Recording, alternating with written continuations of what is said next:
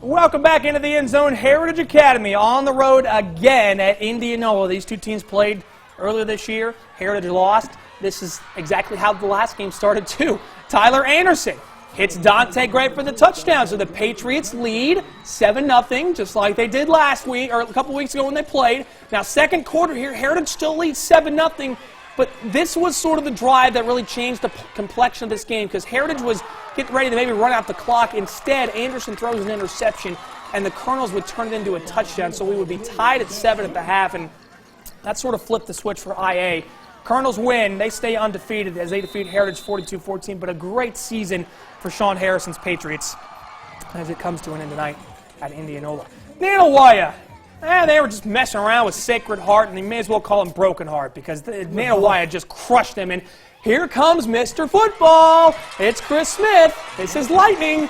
Just again, another week, another touchdown. Just it's a slight jog into the end zone for the touchdown. 7-0 lead for the Warriors, and that was the Lightning. Here's the Thunder. Tomias Glass. Where's the defense? It's nowhere. I mean, Tomias is trying to find it. It's just looking over his shoulder. Where are they? 14-0 lead for the Warriors, and then one more time, Tomias, boom, the Thunder. Indianola has no issues tonight with Sacred Heart. 69-0 your final. The Warriors moving on to the playoffs. How about Noxapater? Now, Resurrection Catholic is a big team. Not in terms of numbers, but just in terms of just how big their kids are. They got a big offensive line. They got plenty of guys that can throw at you.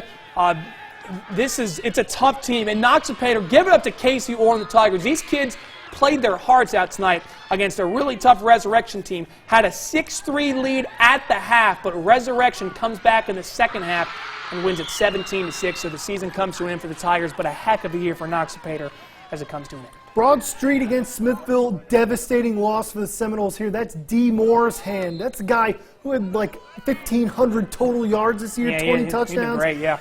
But life after D for Smithville. Here's a good start. Jordan Spratt with a nice run here. Nice. Then, check out this catch. Heath Noe's your quarterback here. Look at his throw. He's the quarterback. He's going to find Wesley Greer, who's one of the skill guys that Smithville might want to get involved. Look at the catch. It's a great catch. Out of nowhere. Great catch by Wesley. That would lead to some Broad Street defense, but didn't matter. Smithville, they get a big win, 17-6. They'll try and improve without D. Moore heading into next week. And then the Shaw West Lowndes game, just real quick, weird game. Weird, very weird. So this one is 6-0 in the third. Lamarius Fair is going to get the fourth down. Philip Blair will roll out. This one is right before the end of the third. This is literally at the buzzer, this play right here. Blair's going to roll out. He's going to force a throw across the middle. It's going to be picked off by DeAndre King.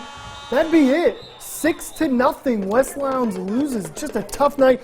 Shaw runs that wing tee, so they were just draining the clock all night long. West Lowndes seemed to be hurrying, trying to get a score. All right, we'll get into our 1A playoff brackets when we return here on the End Zone. Welcome back into the End Zone. Let's dive into some scores real quick from our area teams in 1A.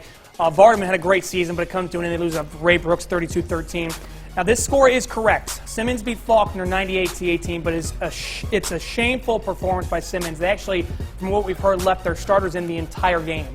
So that's disgraceful. Faulkner, keep your heads up. Don't let this get to you. French Camp, they fell to Lumberton tonight 48-0. So your 1A playoff brackets, Smithville will host Ray Brooks. We're all rooting for Shaw. They take on Simmons next Friday because you just don't do that in high school football, everyone. I'm sorry. I know Simmons is trying to make a point to someone, but you just don't do that to anyone. So Shaw, again, will be at home against Simmons next Friday. Those two teams play each other all the time in the division. And then 1A South, Indianola will host a tough Resurrection team, and then Stringer defeated Sebastopol, so they will host Lumberton. West Alabama scores. Aliceville defeats Leroy 36-33. Gordo over Wicksburg 55-14. And Pickens County over Summerton Christian 56-21. So all of our West Alabama teams still in it.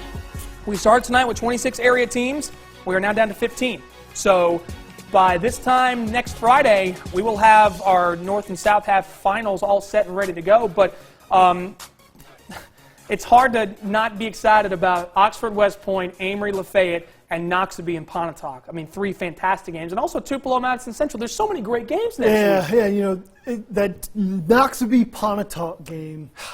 You got the back-to-back defending state champ against them Grapes, who've been like the story of the year. They really have been. It's going to be a wild one. It's going to be great. We put the Columbus helmet back up here, by the way, because they had a great season. Managed to get in the playoffs in the last week of the year, and held their own against a tough Madison Central team, and Kylan Hill goes out with a great game. So can't wait to see him, what he does on the college level. So that's it for Week 13. We will be back next Friday for Week 14. Oh, we have one more break. I apologize. I always forget that last break. So, hey, okay. we'll be back. Pay the Come on bills. back.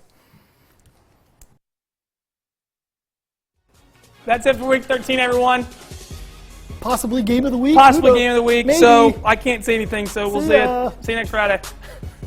The WCBI EndZone Show with Robbie Donahoe and Tom Ebel is brought to you by OCH Regional Medical Center, Carl Hogan Toyota, East Mississippi Community College, and Max South.